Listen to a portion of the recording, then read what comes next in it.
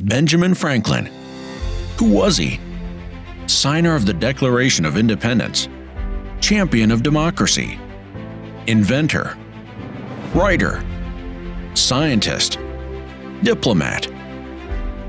But did you know he was also an investor in precious metals? In fact, when Benjamin Franklin died, he bequeathed 1,000 pounds sterling silver, worth about $4,000 at the time, each to both his birth city of Boston and Philadelphia, the city he'd called home since he was 17 years old, with stipulations. For the first 100 years, the silver was to be used to give small loans to skilled workers, enabling them to start businesses of their own. Franklin was fascinated by the concepts of compounding interest and financial gains made over time. For the second 100 years, the cities could use the funds for public works projects. At the end of 200 years, in 1990, the funds were released for each city to use as they saw fit. What had begun as a relatively small amount of silver bullion invested wisely grew to over $7 million, enough to fund the construction of 2 large buildings, the Benjamin Franklin Institute of Technology in Boston and the Franklin Institute in Philadelphia. An American icon, an American hero, an American life. Introducing a brand new Miles Standish design coin series.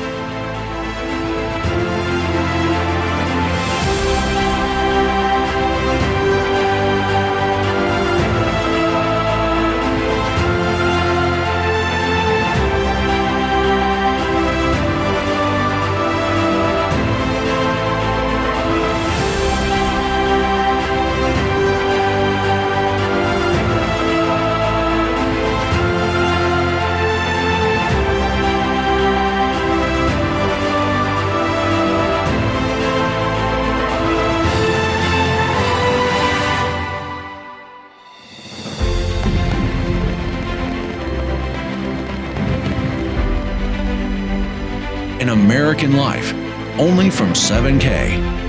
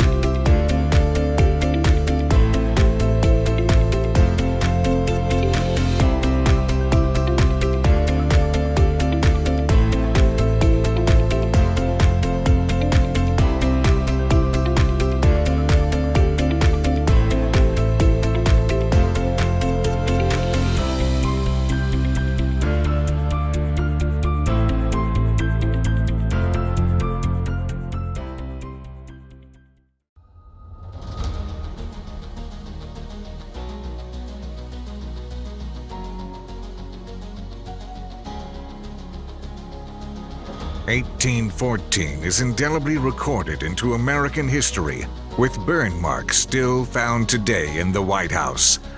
2 years into the War of 1812, 4,000 British soldiers lay siege on the nation's capital, with American troops in retreat. Dolly Madison heroically ordered all of the paintings to be taken off the walls and saved, especially the one of George Washington, before the British troops arrived.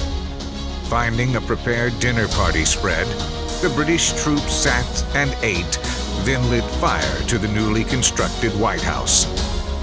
The marks of the cannons that were once rolled up on the front lawn have slowly been overtaken by images of presidents throughout history, commanding the nation from the beautiful symbol of sacrifice and freedom. Now, as you look at the front lawn, you will inevitably see the marks left by Marine One as it comes and goes, taking the leader of the free world with it.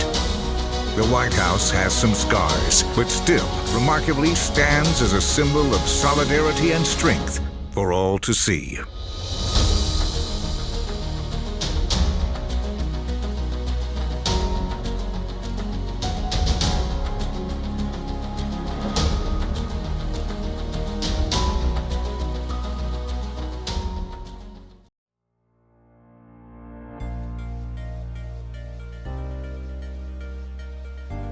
The Bank of Belarus made its first coin in 1996 after becoming a sovereign nation.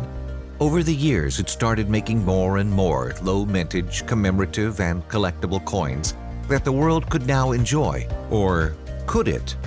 Unlike Perth, Canadian, or other mints that sell their beautiful coins worldwide, the unbelievable coins coming out of Belarus wouldn't be found crossing an ocean, let alone the country's border.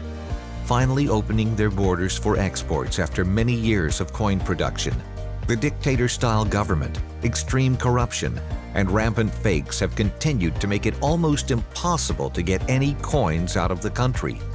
The limited quantities allocated to individuals and a couple of wholesalers in the country don't help make it easier to buy large amounts for any other market. There is only one way to get enough genuine coins out of Belarus to allow more than a couple of people to enjoy their unique designs: a special operations team. This special team goes to great lengths to seek out, test, and purchase the coins. They then make plans to start moving them out of the country to avoid any resistance and corruption. Slowly, over time, in very small amounts, they move the coins across the now open borders. For 15 years, this team has been working on making the relationships necessary to now be able to execute. The amount of coins that could normally be purchased from another world mint and arrive in a week has now taken them over 14 months to gather. And they aren't finished.